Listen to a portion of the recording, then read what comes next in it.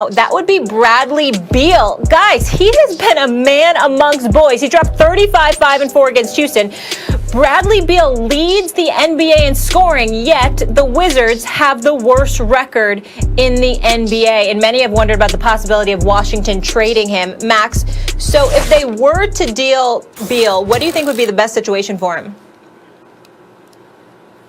The Bucks, or at least that's the team I think that needs them the most to put them over the top. I say this religiously on this show, as Stephen A. would say. Stephen A., your assessment of Giannis several years ago, hey, in the playoffs he's going to play like a big, was right on the money. That's exactly what happened. Credit where it's due.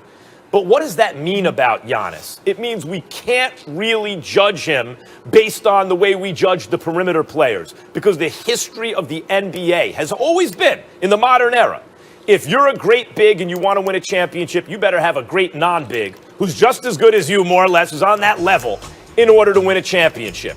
I mean, the couple times it happened, like Hakeem did it because Jordan was out of the league. So he was going up against Patrick Ewing with no help, right?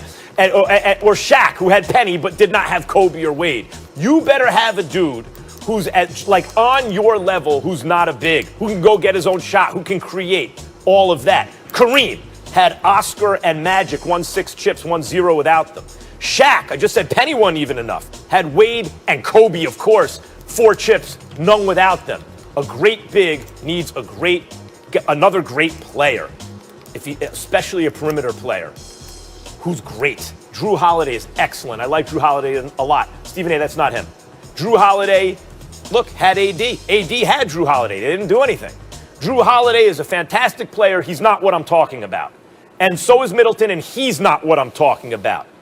Bradley Beal, I think, season. When the handcuffs are off, when he's getting a lot of touches, Bradley Beal, if he's not it, is the next thing to it, is what the Bucks need to put them over the top. And I think that's the team that should be most interested in him. I don't mind that pick at all, Max Kellerman, but before I give you mine, let me say a couple of things, y'all, for the purposes of just my NBA connections in this show. Bradley Beal is a star. He deserves better than what he's getting in the nation's capital. I like Scott Brooks. I'm very, very fond of Tommy Shepard, who's now the GM, and he's running basketball operations for them. I like Tommy. I wish him nothing but the best.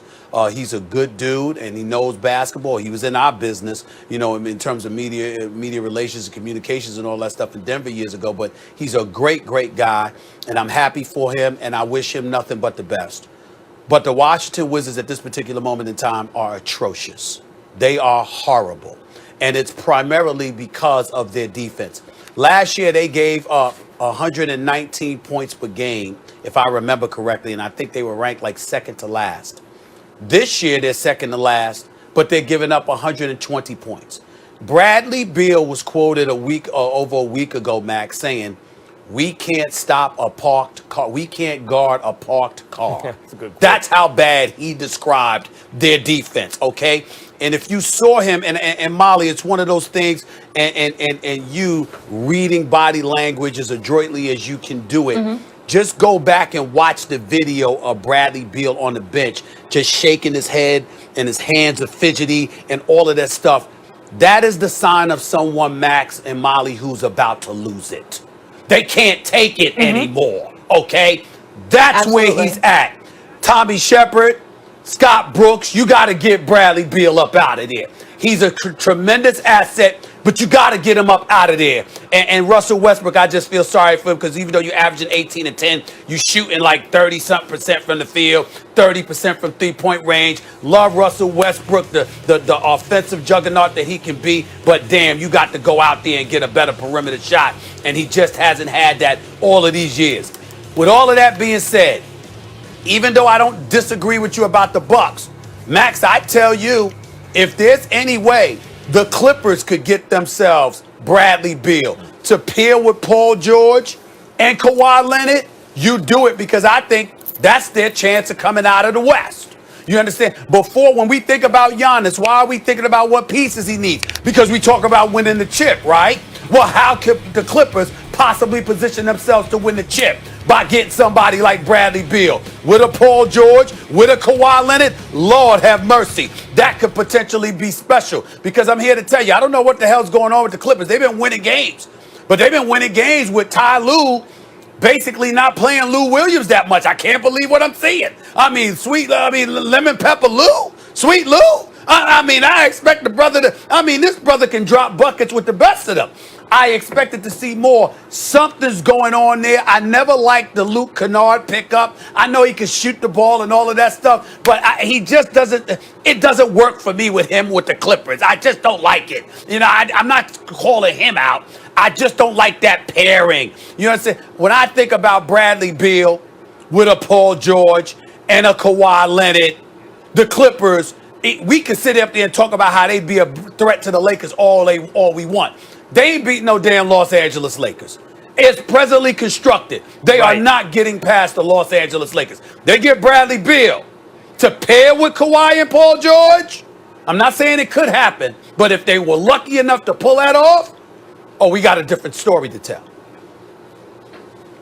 Right. That would be my second destination for him, would be the Clippers. And the thing about him on the Clippers, which, they have no draft picks left because they had to spend it all on Paul George. But if somehow, in some way, that could be arranged, what they would have in common with the Nets, they'd have a legit big three.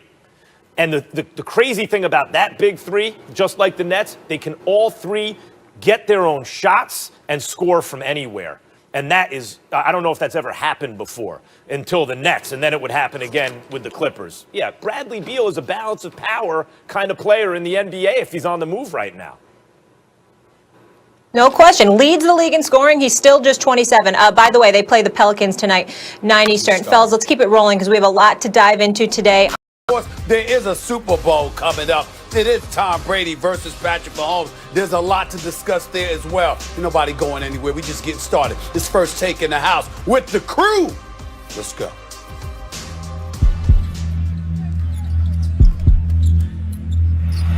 LeBron James is delivering. LBJ. Express yourself. LeBron James.